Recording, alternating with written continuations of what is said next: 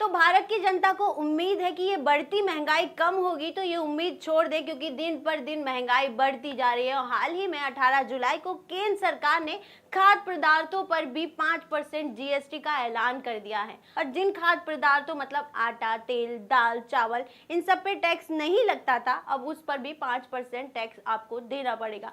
Total मिलाकर महंगाई बढ़ती जा रही है। और अगर आप ऐसा सोच रहे सिर्फ खाद्य पदार्थों पर 5% जीएसटी लगाया है, तो ये भी नहीं है, बाकी चीजों पर भी जीएसटी बढ़ा दिया गया है। मतलब कि अगर आप घर बनाने की सोच रहे हैं तो घर बनाने में जो सामान यूज होता है उसकी भी कीमत बढ़ चुकी है, क्योंकि टैक्स उन पर भी बढ़ा दिया गया है। मशीनें महंगी हो गई हैं, साथ ही होटल में रहना और खाना भी महंगा हो गया है। इसके अलावा खाद्य पदार्थों की बात करें, आटा, तेल, दाल, चावल, इन सब चीज़ों की कीमत बढ़ जाएगी। लेकिन कुछ टर्म एंड कंडीशन लागू है कि अगर आप 25 किलो से ज़्यादा देते हो तो आपको कोई भी जीएसटी नहीं देना पड़ेगा। वहीं अगर आप 25 किलो से 100 ग्राम भी कम खरीदते हो तो आपको टैक्स ज़रूर पे करना पड़ेगा। इसके अलावा मैं आपको ये भी बता दूं कि सिर्फ और सिर्फ पैक्ड फूड पर जीएसटी लागू किया गया है। अगर आप कोई भी सामान लूज में लेते हो, कितनी भी क्वांटिटी लेते हो, तो आपको कोई भी जीएसटी, कोई भी टैक्स नहीं देना पड़ेगा। इसके अलावा जनता इस मामले से खुश नहीं है, साथ ही जो व्यापारी लोग हैं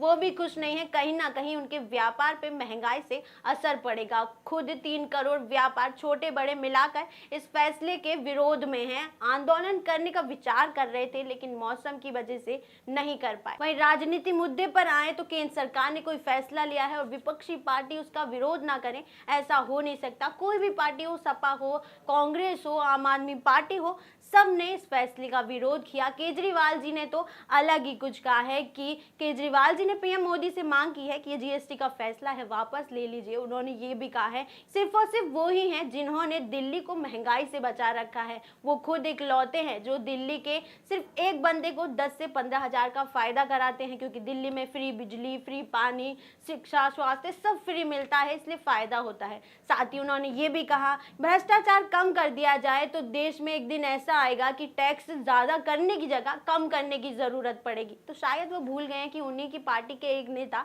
ईडी के चक्कर में जेल में फंसे पड़े हैं। कहीं ना कहीं वो भी भ्रष्टाचार के आरोप में ही है, उन पर भी जनता का पैसा गमन करने का आरोप है। अब कौन किसको जरूरत है भ्रष्टाचार कम करने की, ये किसी को बताने की जरूरत नहीं है। वहीं कांग्रेस जनता के पक्ष में केंद्र का विरोध कर रही है कि महंगाई बढ़ गई है, जनता की हालत पहले से खराब है, बेरोजगारी पहले से है देश में, अब महंगाई हो जाएगी तो जनता का क्या होगा। हर जगह वो विरोध कर रहे हैं, कोई सिलेंडर लेके कर रहा है तो कोई ट्रेन के ऊपर चढ़ के कर रहा है। मतलब टोटल मिला के कांग्रेस जनता की आड़ में केंद्र का विरोध कर रही है। तो विपक्षी पार्टी को मुंह तोड़ जवाब वित्त मंत्री ने खुद दे दिया। उन्होंने एक के बाद एक इस मामले पर 14 ट्वीट किए और समझाया कि ये पहली बार नहीं है जब खाद्य पदार्थों पर जीएसटी यानी टैक्स लगाया गया हो। खुद उत्तर प्रदेश में 700 करोड़ रुपए परचेज टैक्स के तौर पर लिए जाते हैं, वहीं पंजाब में भी 2000 करोड़ रुपए इसी टैक्स के जरिए आते हैं। तो टोटल मिला के खाद्य पदार्थों पर कोई पहली बार नहीं है। वहीं टैक्स की बात करें तो आप इनडायरेक्ट वे में हर चीज में टैक्स देते हो, तो ये पहली बार नहीं होगा कि खाद्य पदार्थों पर टैक्स लिया जाए। विपक्षी पार्टी को मौका चाहिए,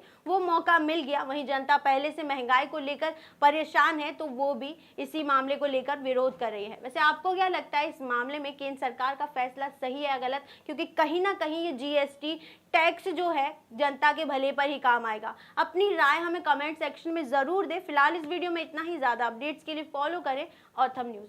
धन्यवाद।